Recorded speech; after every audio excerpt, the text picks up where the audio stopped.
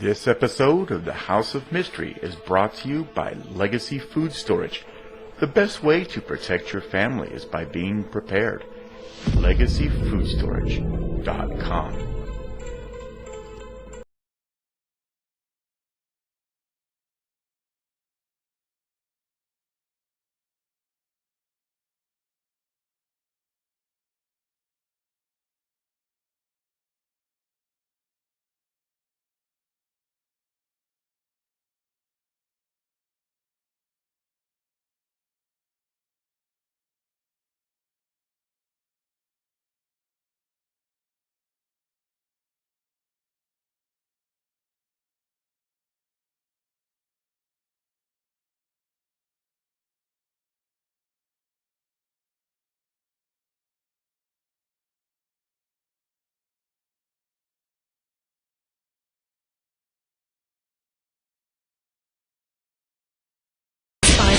Kilometers an hour.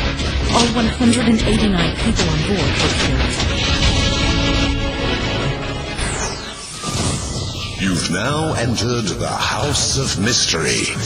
Crime, conspiracy, history, and science. With your hosts, Al Warren, Mike Brown, Julie Sav, Michael Butterfield, Dr. Joseph Usinski, and Michael Hawley. Heard on KCAA 106.5 FM Los Angeles, 102.3 FM Riverside, and 105.0 AM Palm Springs. I first became interested in this. I'm old enough to have been up in London on the July the 20th, 1969, when they landed at 3:30 in the morning in London, and I was up, I was watching the television, those funny little black and white pictures and people jumping around. I looked out the window and waved at the moon. I don't suppose they could see me, but I thought I'll wave anyway. And for 25 years after that, I believed what I'd been told. I had no reason not to believe what I'd been told, that man had landed on the moon and returned safely to the Earth. Nearly 50 years later, I don't have that view anymore. Man has not landed on the moon, and as a result, he didn't need to return safely to the Earth because he never left it. But we'll come to that in a minute, maybe. What started the whole process was, it was actually an American who was giving a lecture, I mentioned Glastonbury. In 1992, he was talking about something completely different, but he happened to mention, almost in passing, oh, those moon landing pictures, you know, they weren't taken on the moon. They're all fabricated here on Earth. I thought, what is he talking about? Complete nonsense. He's obviously been affected by something in America. I'll check it out. Now, I'd attended photographic college. I was trained as a photographer in London, because it was a very interesting profession, being a photographer in London in the 1960s. I was trained technically, how to develop film, how to use film, how to use studios, how to use cameras. I knew about film. I thought, well, I'll check out these pictures he's talking about. So I thought, well, where do I find them? Now, this is the early 1990s. We didn't have the internet in those days. So I had to go to an astronomy show to buy a set of photographs of the Apollo moon landings, which I did. And I started looking at them. And I thought, yeah, I can see what he means. He's saying that they don't appear to have been taken under the conditions we're told exist on the moon. They appear to have been taken under conditions which would be a studio setup or a controlled environment here on Earth. Yeah, I can see what he's talking about. And the more I looked at them, and the more I started examining how they were taken, they were using Hasselblad cameras, which are very, very good cameras. You can go out today and buy one. I'd used a Hasselblad camera. I know they're quite difficult to use. They're excellent. They have excellent lenses, so they produce very, very good pictures. I thought, well, if it's such a good camera, how did they use it to get such good pictures? And then I found that they didn't have a viewfinder in the camera. Now, that's not a major problem, because you can take quite good photographs without a viewfinder, but you have to take lots and lots of pictures to make sure you get them pointing in generally the right direction. And I also understood about bracketing, which is taking the same picture at different exposures to make sure you get the correct exposure. That hadn't been done. So the more I examined it, the more I realized that there were major problems here. And that then led me to start looking into the other aspects of Apollo. The rockets, were they powerful enough to do what we were told they did? And how did they get back? This re-entry, we're told, occurred at 25,000 miles an hour as you hit the atmosphere. Was the heat shield strong enough to protect them? They started getting into the technicalities of the Apollo program. And the more I looked at it, the more it became evident that not everything was as it seemed. There appeared to be a major problem with getting men to the moon. And the major problem is basically the radiation, which we know exists around Earth. Yes, Van Allen. Yeah, the Van Allen belts. Van Allen radiation belts. Anybody can check these out. They exist. They've been known to exist for many years. They probably existed ever since the planet was first created 4.5 billion years ago, because they are created by the Earth's magnetic field, and they protect the Earth from the solar particle events generated by the Sun and the galactic cosmic rays generated in deep space, which we know exist. There's no two ways about it. And one of the problems is protecting humans. Now, on Earth, we are protected not only by the Van Allen belts, but by the atmosphere surrounding the Earth. There's about 60 miles of atmosphere above our head.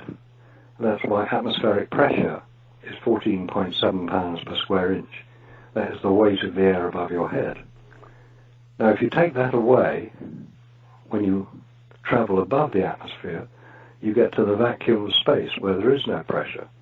And if you didn't have your own spacesuit with you, you'd soon die, because the gases dissolved in your blood would expand and you'll go pop, which wouldn't be much fun. So you have to take your own spacesuit with you. Now, this spacesuit, they obviously work quite well. They're used on the International Space Station, and they were used by Apollo astronauts to go travel to the moon. Now, they obviously protected them from the radiation that they had to pass through. It takes about 2 hours to pass through the radiation belts. So I thought, well, if these spacesuits are so good, and they've protected the astronauts from the radiation in space, surely those same spacesuits could be used by technicians to go to Chernobyl or 3 Mile Island or now Fukushima and clear up the mess, because radiation is radiation, gamma rays and X-rays. So I contacted the manufacturers of the spacesuits, a company called Hamilton Standard in Connecticut, and said, could these same spacesuits be used to cure up nuclear reactors? And they said no. And I said, why? I said, well, there's no radiation protection built into them. You better direct there's no radiation protection built into the suits. You better direct your inquiry to NASA. We built the spacesuits according to the specification that they supplied. So I wrote to NASA and said, could they be used? And I'm still waiting for the reply. So the question arises, how were the astronauts protected from the radiation? And more importantly, how was the photographic film protected from the radiation? Because some of your older listeners may well recall years ago when you passed through airport security, following the D.B. Cooper case of 1971, introduced X-ray machines to make sure that he wasn't carrying bombs in his briefcase, which D.B. Cooper was. The X-ray machines were a bit unsophisticated, and they were quite powerful. And if you were carrying photographic film, this is not digital, by the way. To anybody who's only familiar with digital, this may sound rather prehistoric, but it's factually correct. Photographic film is affected by radiation. It causes a fogging effect, i.e. a lowering of contrast in the film. So you always advised, if you had photographic film, to get it hand-searched rather than passing it through the X-ray machine. So I thought, well, in space there are X-rays. So why isn't the photographic film affected by it? Because the films, or the pictures one was looking at, or I was looking at, all appeared to be totally unaffected by any radiation damage. There was no radiation damage that I could find on any of the pictures I saw. And at the time, there were only a few pictures I could locate, but now I've seen hundreds, if not thousands, of the Apollo photographs because they're all available on the internet. So that was a mystery which I still haven't solved. How is the photographic film protected from radiation damage when on the lunar surface, where NASA tells us the pictures were taken? I claim they were not taken on the lunar surface. They were all taken during the training and simulation exercises carried out quite openly here on Earth. Nothing to do with Area 51. That's a bit of a sideshow. There were plenty of sets which were built to simulate what everybody thought the moon's surface would look like. And these were quite open. There's nothing secret about them. And astronauts would carry out real-time simulations. If it was an 8-day mission, which Apollo 11 was, it would be an 8-day simulation so that everybody knew what to expect. So if it's an 8-day simulation, they were all filmed, they were all photographed. There's no secret about that. So were these films and photographs that were taken during the simulation exercises what were presented to us all as evidence for the alleged landing on the lunar surface? I claim they were. If somebody can prove me wrong, please do so, but nobody in 20 years has managed it. Maybe one of your listeners will be able to. Now, you also mentioned reflection of the moon and the lighting. And being a photographer, maybe explain what you mean by that and the albedo.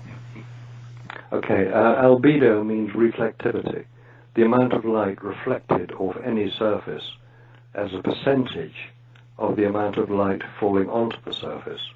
Because, a mirror would reflect, let's say, 100% of the light falling onto it. Black velvet would reflect about 1%. It depends on the material onto which the light is falling.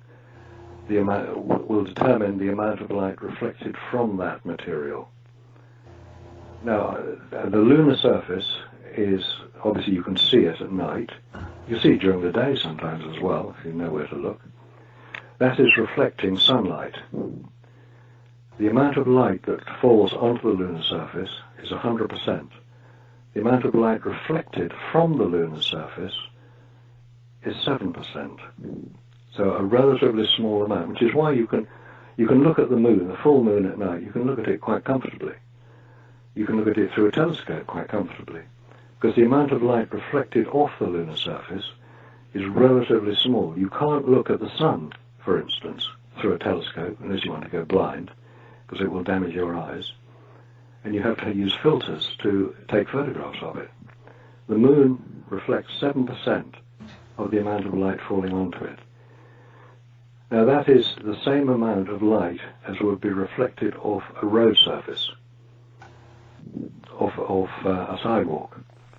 The amount of light reflected off tarmac is 7% or thereabouts of the amount of light hitting it. Now, in photography, you're using light all the time.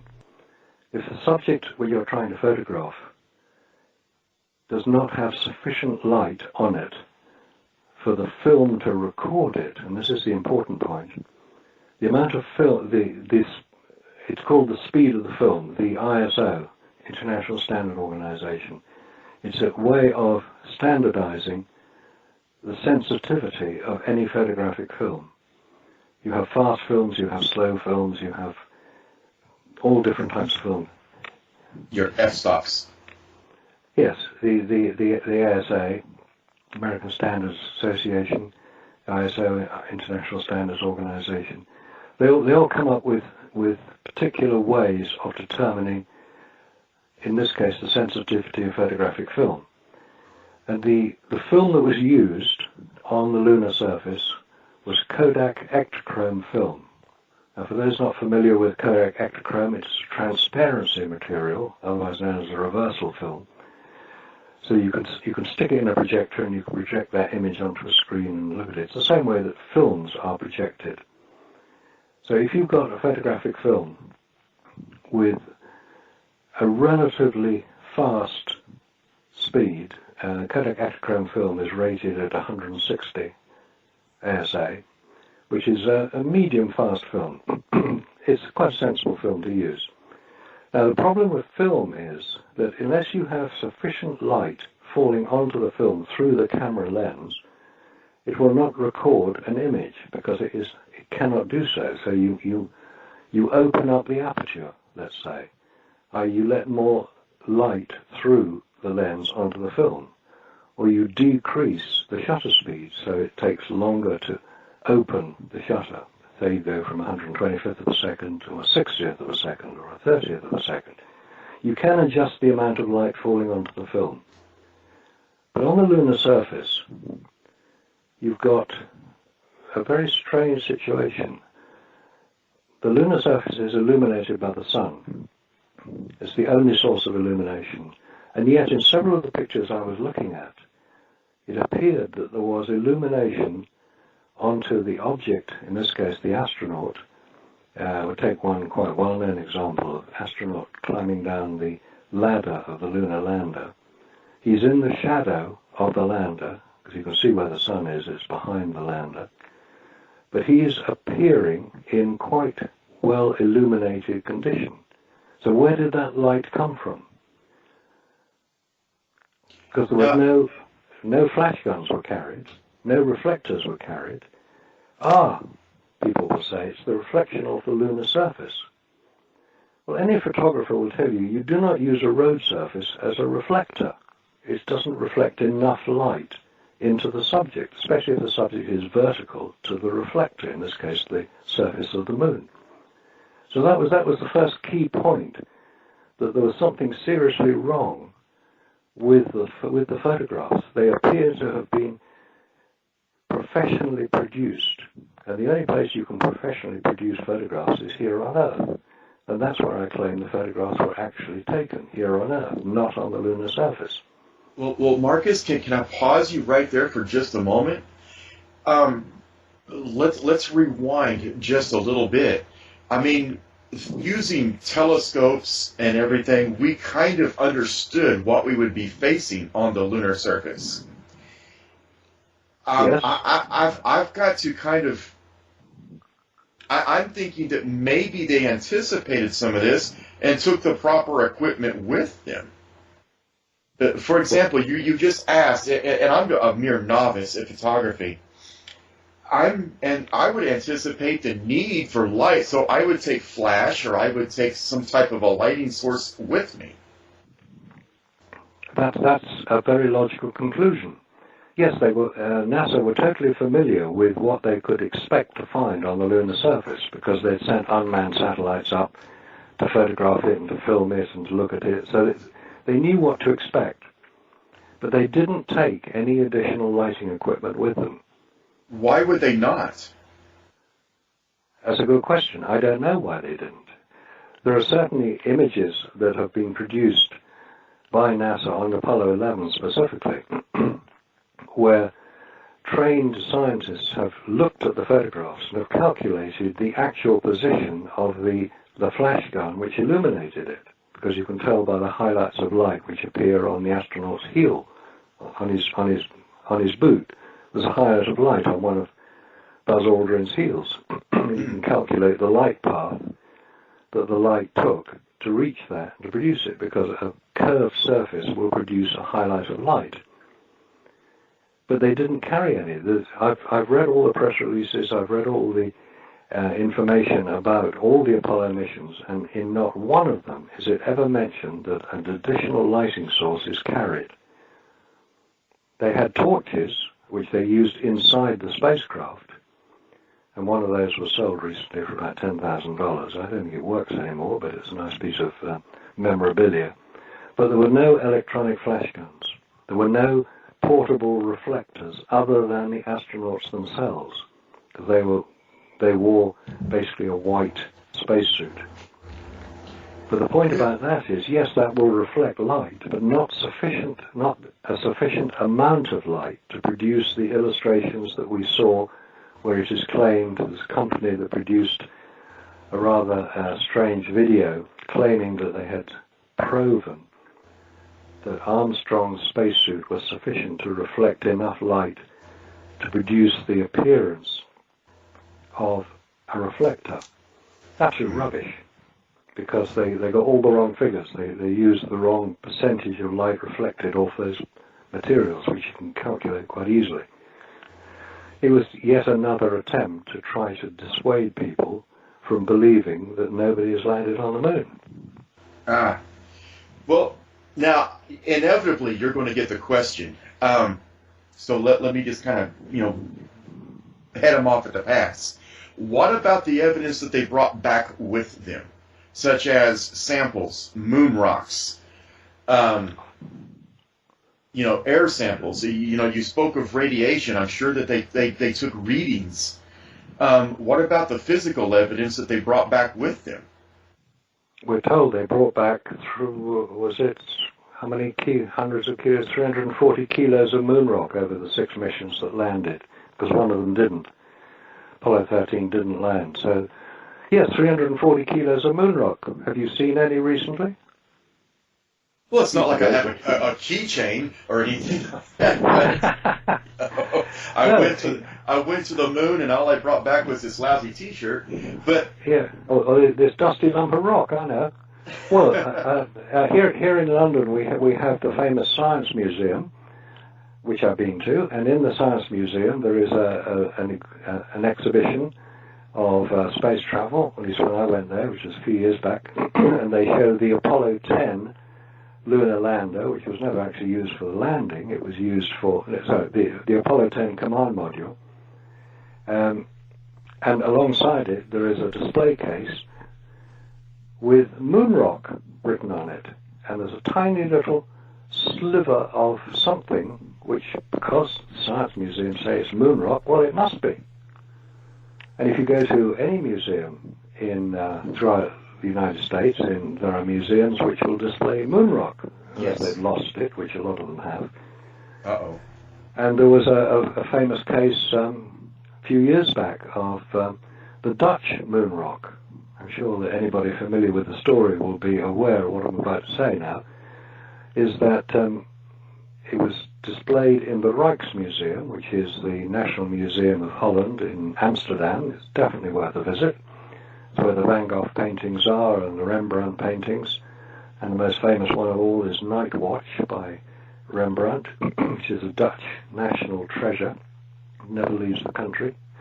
And in that museum there's a display of moon rock. Now, a few years ago the Rijksmuseum was undergoing renovation, so they had to remove some of these displays. And one of the displays that was removed was the moon rock. So geologists in Holland decided to take the opportunity to examine this moon rock. It was petrified wood. No way. It was petrified wood, and if you want to check it out, just put Dutch moon rock into Google, you'll get the pictures of it. It's a thing about 2 or 3 inches across, black. It's hard to say it's petrified wood, but it was displayed as a piece of moon rock, presented to the Dutch Prime Minister in 1969 by Armstrong, Aldrin and Collins. So one would tend to believe that this was a piece of rock brought back from the moon. It wasn't. There's no petrified wood on the moon. Either somebody nicked it, someone nicked it and decided that they would put it on eBay because they get more money that way, or it was just fake in the first place. It was not a piece of moon rock. It was a piece of petrified wood. There is genuine moon rock here on Earth. It was recovered by the Russians with an unmanned craft, Lunar Cod 1 and Lunar Cod 2. Unmanned craft, and the Russians, believe it or not, were able to land a craft on the moon, grab a few grams, 300 grams in total, of lunar soil, that regolith we hear about, the sort of dusty stuff on the surface, and they returned that to Earth because the Russians were remarkably able to remotely control landers and spacecraft coming back to Earth. They had a lot of practice at it. Absolutely. So there is genuine moon rock here on Earth. Now, when the Russians landed with their few hundred grams, it's about 300 grams is a little short of 1 pound weight. So there's not a great deal compared to the Americans, about 800 pounds. So you've got an imbalance here. Now, the Russians contrary to what one may be reading about them now, I don't believe a word of it, are quite generous when they come to share their scientific achievement. And they were quite willing to exchange with NASA samples of the NASA moon rock, which they had allegedly recovered, and exchange it with the Russian samples. Would you believe NASA refused? They said, no, we will not do this. It took a lot of pressure, fairly high political level pressure, to get NASA, about 2 years later, to agree to exchange a few grams sample of their moon rock. So it's almost as if they had something to hide. Apollo 13 was launched on April the 11th, 1970, and we're told that it was halfway to the moon and an oxygen tank exploded and they had to get back to Earth, jury-rigging up their oxygen and carbon dioxide scrubbers so that they could survive the journey back, and they got back and they're big heroes and everything was hunky-dory, and Tom Hanks made a wonderful film about it. That's the story of Apollo 13. That's the official story of Apollo 13. But how many people are familiar with the fact that on April the 12th, which is one day after the launch of the Saturn V rocket carrying the 3 Apollo 13 astronauts, on April the 12th, a Russian submarine in the Bay of Biscay recovered an Apollo command capsule, which had fallen from the sky, according to the report. This is an Apollo command capsule. It was then transferred to a fishing boat, because the submarine couldn't really get it inside the submarine. The Russian submarine is a K-8, a November-class submarine. The Apollo command module was taken by this Russian fishing boat, which is in effect a spy ship. Remember the Pueblo? That's the American version of the same thing. It's a spy ship. Okay. The Russian fishing boat eventually reaches Murmansk, which is in northern Russia, next to Norway. On September the 4th, 1970, an American Coast Guard vessel, the South Wind, arrives at Murmansk on a goodwill mission, which is strange because it's the first American Coast Guard vessel ever to reach Murmansk on any sort of mission, goodwill or otherwise. The command module, the Apollo command module, was handed over by the Russians to be loaded onto the South Wind, the US Coast Guard ship, which quite coincidentally had had its foregun removed. Normally a Coast Guard cutter will have a 5-inch gun on its front deck.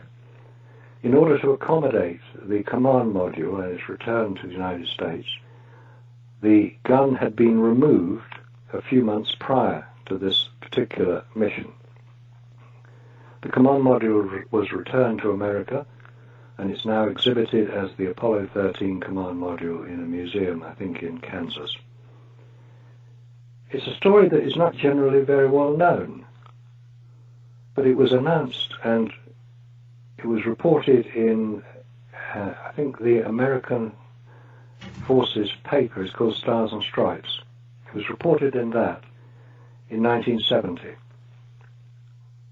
But it's a story that is generally not known. Now, if the day after the official launch of Apollo 13, an Apollo command module can be removed from the Atlantic Ocean by a Russian submarine, have we been told the real story of Apollo 13? It appears not. It appears that there is much more to this story than we have been led to believe, and it requires a great deal more investigation. Anybody wanting to look at this information in detail, the Owlis website carries a couple of very interesting articles from the Russian perspective, i.e. not an American story, this is a Russian story, recounting the research a couple of Russian investigators have done into finding out what actually happened. This strange event in 1970, the height of the Cold War, don't forget, the height of the space race, Why didn't the Russians blow the whistle on this early on? Good question. So that's the question that I'm normally asked when I put these events, when I do public presentations on this. Why didn't the Russians blow the whistle? Why would they blow the whistle? Now, we have to go back a little bit here to Yuri Gagarin and his famous circling of the Earth. The first man to orbit the Earth, Yuri Gagarin, prior to that happening, there had been obviously several attempts. You don't just do it the first time out, you practice. The Russians were practicing. There were two Italian brothers, they're actually, one of them still alive, who set out, because they could hear the Russian spacecraft when they passed over Italy on their way orbiting the Earth. They were launched from Baikonur, which is in Kazakhstan. They would pass over Italy on the way on their orbits. And they could hear them. They were keen ham radio operators. And they were listening in. Anyway, long story short, the Russians heard many accounts of cosmonauts who were in serious trouble in their spacecraft. Yes, I've heard some of that.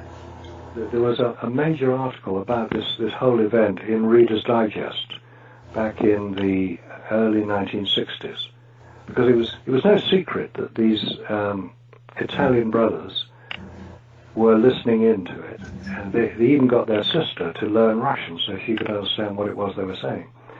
The point of the story is that it would have appeared there were many unfortunate events in the Russian space program where cosmonauts could not return from orbit because their retro rockets, which is how the Russians return, either didn't work or didn't work sufficiently well to be able to slow the craft down to be able to land. There was one story of the craft burning up. Obviously the re-entry, which is a very dangerous procedure, maybe we can come on to a little bit of that later. The re-entry into the Earth's atmosphere causes extreme heat on the spacecraft, and the transmission appeared to indicate that the cosmonaut was dying through heat. So this was known about. So the Russians didn't blow the whistle on the Americans because they knew perfectly well that if they did, the Americans would just go and blow the whistle on the Russians and say, look, you didn't do half the things you said you were going to do. If the Russians had said it, but an even more important point, and possibly the real reason why the Russians didn't blow the whistle, was because they didn't need to. They knew perfectly well that much of the Apollo program was faked, because they were aware of the dangers themselves. They were trying to land on the moon as well. And at the time of Apollo 11, there was a launch by the Russians of another lunar craft, unmanned craft, that was going to try to land on the moon before the Americans did. Yes, there was a space race, but the Russians were not stupid enough to try to launch somebody into almost certain death from radiation. Because when they were asked, when are you going to land a man on the moon? They were asked this quite up front by Bernard Lovell, who was the head of the Jodrell Bank radio telescope in England, who was helping the Russians track their craft, because the Russians didn't have the deep space network that NASA did. Bernard Lovell asked the Russians, when are you going to try to land a man on the moon? And their answer was very straightforward. When we can ensure his safe return due to the dangers of radiation. That's what the Russians said. They knew the dangers of radiation. They knew that it was virtually impossible to get through it. Now, happening at the same time as Apollo 11 was something even more important for Russia. Russia is a relatively small economy, even today. It's about the size of Italy. But it has one major export, and that is natural gas. The gas has to be transported from Siberia, where it occurs, into Europe. 30% of European gas consumption comes from Russia. In 1968, Russia signed the first contracts to supply natural gas into Western Europe. I should say, not the Russians, the Soviet Union at the time. In September 1968, they were negotiating with Hungary, Italy and Austria for the supply of natural gas into Western Europe from the Soviet Union. Because so much depended on the supply of natural gas, i.e. their economy was dependent on the export of their natural resource of natural gas, they were not about to jeopardize this extremely important conference where these contracts would be signed. And they didn't. They had no need to do so. So far as they were concerned, space was a bit of a sideshow. The export and the supply of natural gas into Western Europe was far more important. That's why they didn't blow the whistle. Have we gone to the moon since then? Because we've had the space shuttles, we've had all these other missions, we've got probes crawling around on Mars now. I'm willing to accept it, Marcus, that maybe perhaps we did not land on the moon in '69. But how about since then? Well, there are indicators, unconfirmed indicators, that we have been on the moon ever since.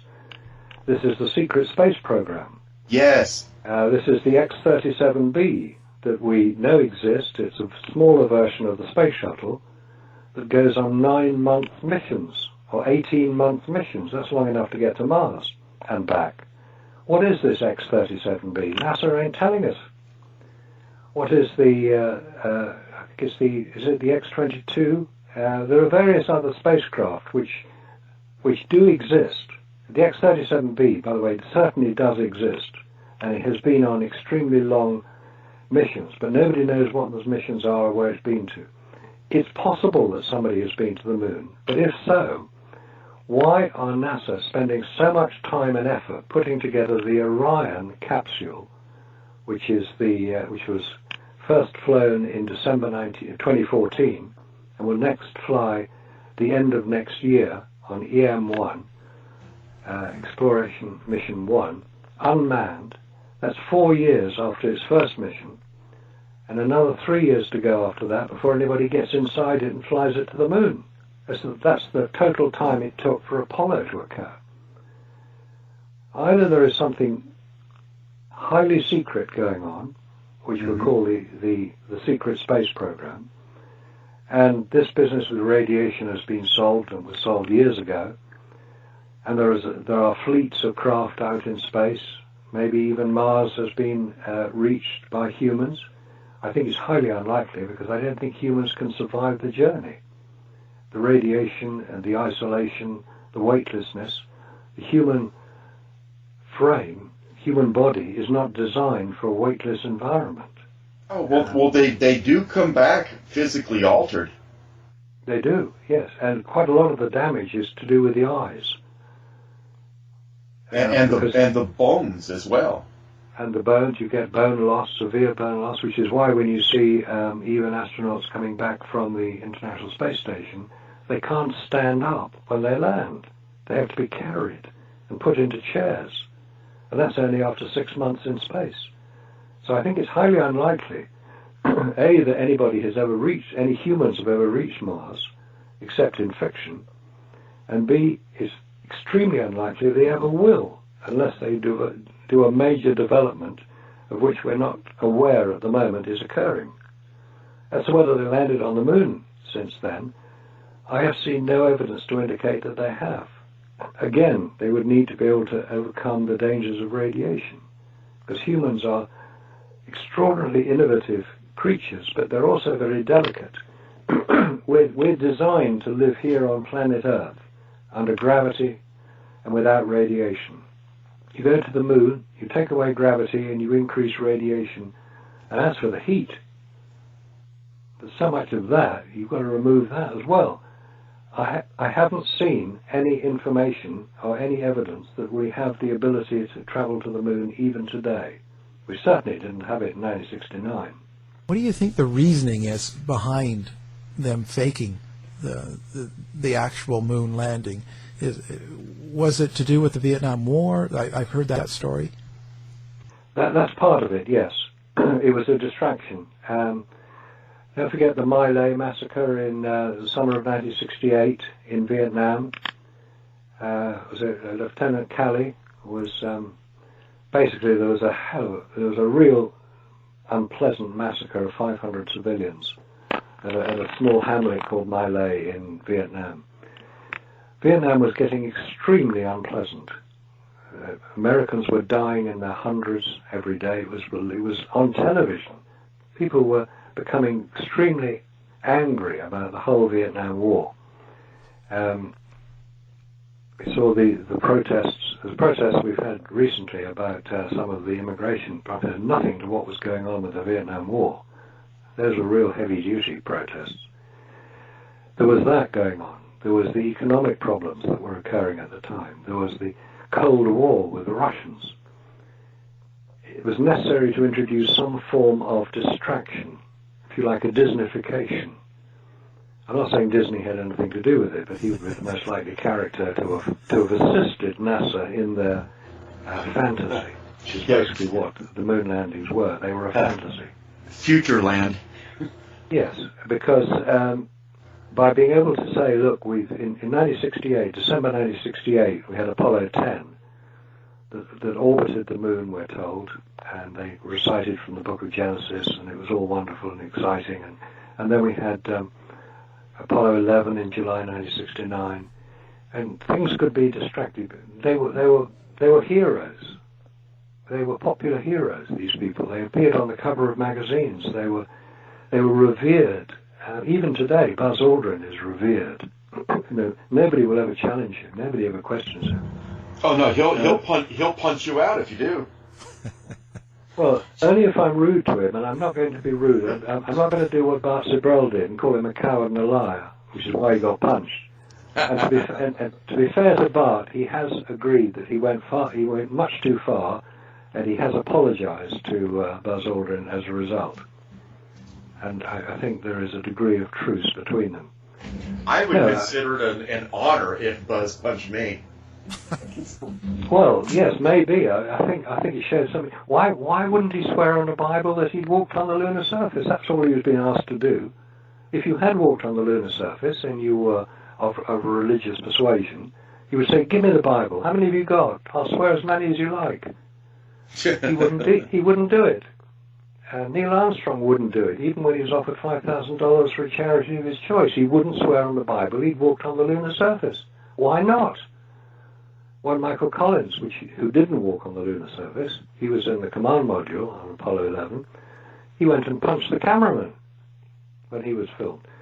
A few of the astronauts have sworn on the famous Bible that was offered to them, but the general approach of astronauts is of people who are under extreme psychological pressure.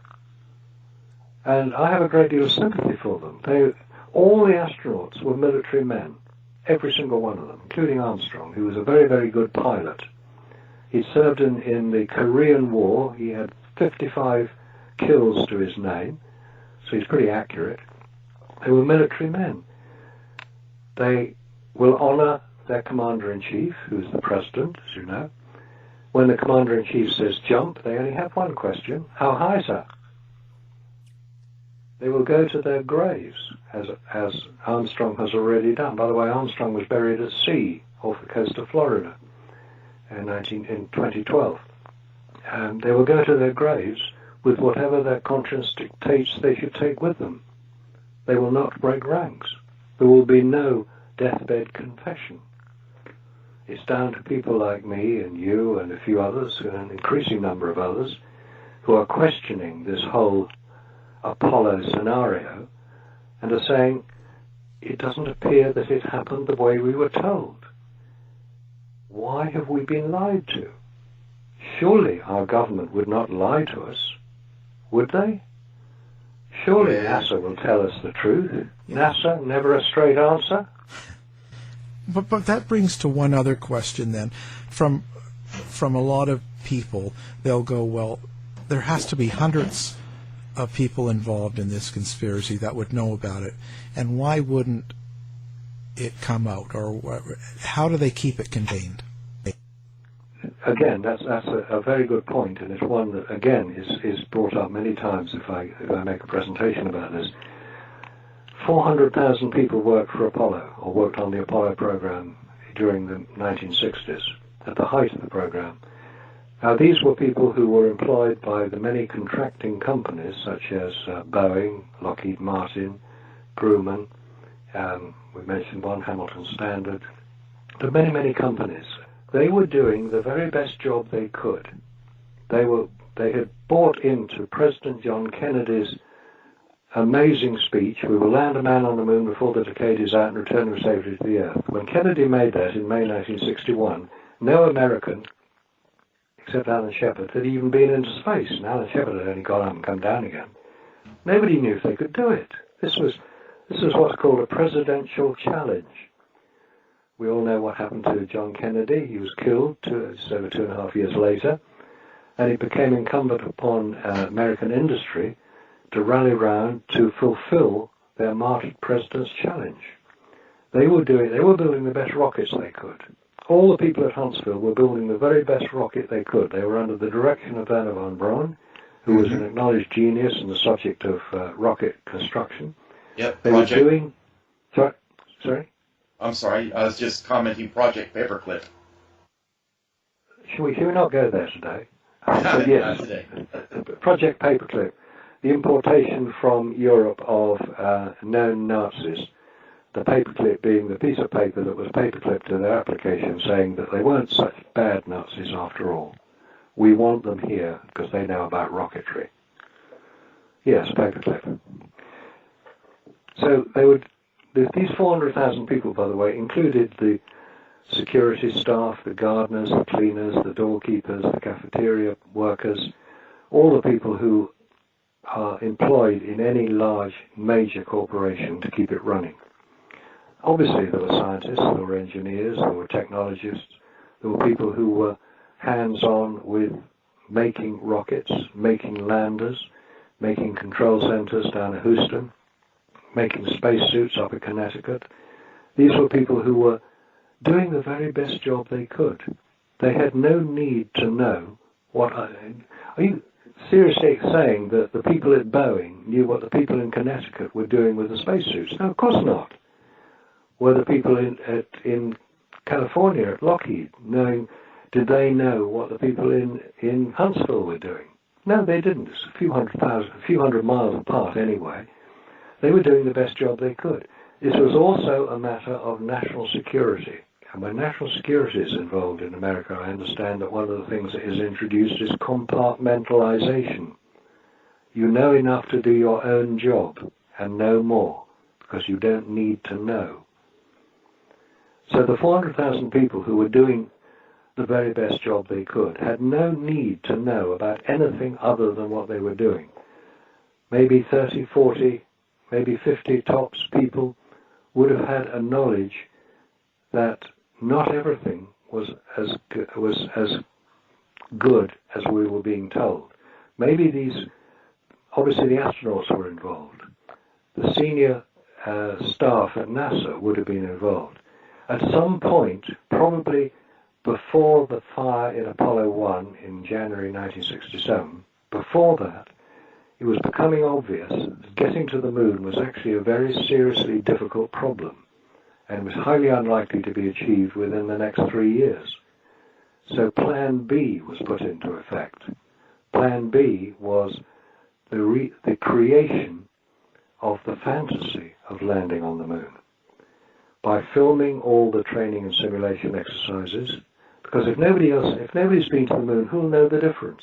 And if the people involved, the film crews who were filming it, were NASA employees, they only needed to know that they were photographing the training exercises so the astronauts could be debriefed. So don't put your foot there, you'll fall over, or do a little bit more there, that's better. Mm-hmm. That's all a debrief would be. They had no need to know that the film would be used for any other purpose. The photographic film that was used to produce the photographs, copies of which I bought over 20 years ago, and many of which are now on the internet and can be examined quite closely if you want to in high definition. The originals of those photographs, which are transparencies, are held in air-conditioned and controlled vaults at Houston, and nobody has ever seen them since they were put there, despite what apologists for NASA will say, they're called PANs, by the way, pro-Apollo nutters, who will support NASA in spite of any evidence to the contrary. Nobody has seen these original photographs. And as for the telemetry on Apollo 11, that's all gone completely. Completely disappeared. Nobody knows where it is. Why not? This is one of the seminal events in American history, and the evidence for it has vanished. What do you foresee for private industry? Because we have Virgin Mobile that is launching, orbital spacecraft, and what about private industry? That's more likely where we'll see the next major development. We have SpaceX, and we have Blue Origin, and we have Virgin. But at the moment, they're only going into low Earth orbit. None of them are even talking about going much further. I know that Elon Musk says he wants to go to Mars, but that's a brilliant way of promoting his company, because nobody's actually asked him how he's going to get there. Getting into low Earth orbit really isn't a problem, and coming back from low Earth orbit really isn't a problem. It's coming back from the moon that is the real problem. It's called re-entry. And you re-enter the Earth's atmosphere at the same speed that you leave. In other words, 25,000 miles an hour. The Orion craft, which was launched in December 2014, had a heat shield that almost failed. And it wasn't even coming back at the same speed from space as it would have if it was coming back from the moon. The heat shield has had to be completely redesigned and re-engineered. Because it didn't work. Why didn't they just say, well, what do we use on Apollo? We'll use that. Wouldn't that be the simple answer? In fact, one interesting point about the connection with the space shuttle, if you look at the Orion capsule that was built and launched and returned to Earth in December 2014, the whole of the structure of the Orion capsule is covered in the space shuttle heat shield tiles, as well as the heat shield on the lower end, and the wide end carries the heat shield. Why was it necessary to put space shuttle heat shield tiles all over the Orion capsule? That's not what they did on Apollo. Apollo was an aluminium craft with a heat shield on its base that appeared, that we're told, returned from lunar orbit or lunar landing, and it landed, and you can go and see the Apollo command modules today in museums, because the plasma gas that is generated by the heat shield reaches a temperature of 4,000 degrees Fahrenheit, which is far in excess of the melting point of aluminium, of which the craft is built. It would have melted the damn thing. This is why I say that the heat shield on the Apollo craft did not do what we're told it did. It did not protect the craft. They were chucked out the back of aircraft. That's been photographed. Yes. The whole thing is a fabrication, and we're now seeing the problem of that fabrication in endeavoring to create the Orion craft to replicate the Apollo missions to the moon of nearly 50 years ago, and they can't do it. It's like Charles Lindbergh flying the Atlantic in 1927 and nobody doing it for another 50 years. That's not the way it happens. How can somebody get in touch with you and maybe discuss this further, or even, as I plan to do, subscribe to Nexus Magazine? Well, go onto our website. That's nexusmagazine.com. You'll find methods of subscription on there. The American edition will be sent to you. If you want to contact me and challenge me on anything I've said, I'd be delighted to hear from you. Anybody who is interested.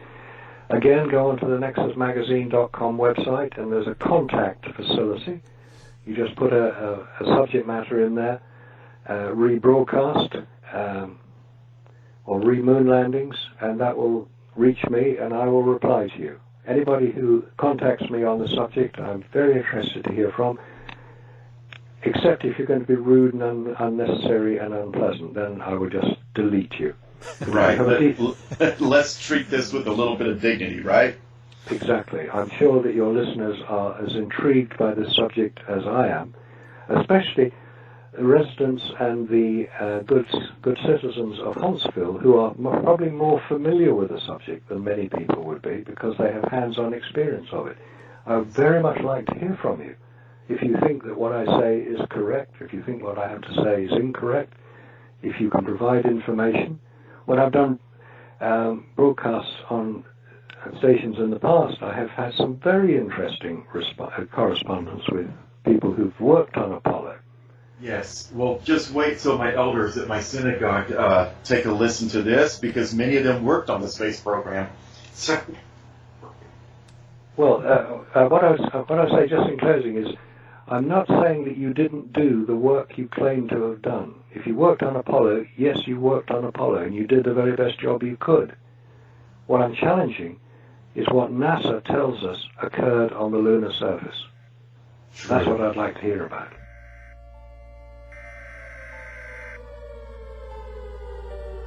We interrupt our programming. This is a national emergency. Important details will follow. Are you prepared? Legacy Food Storage. The best way to protect your family is by being prepared. Go now to legacyfoodstorage.com. Use coupon code HOM15 now for 15% off. Quick, go!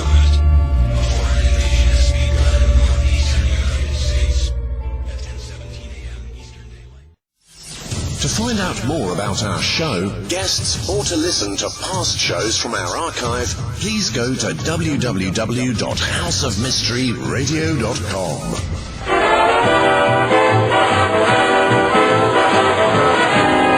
The mission has been completed. The end! By George, he's got it! It is the end! I'll say it. If you're lying to me, I'll be back. This has been a production of Something Weird Media.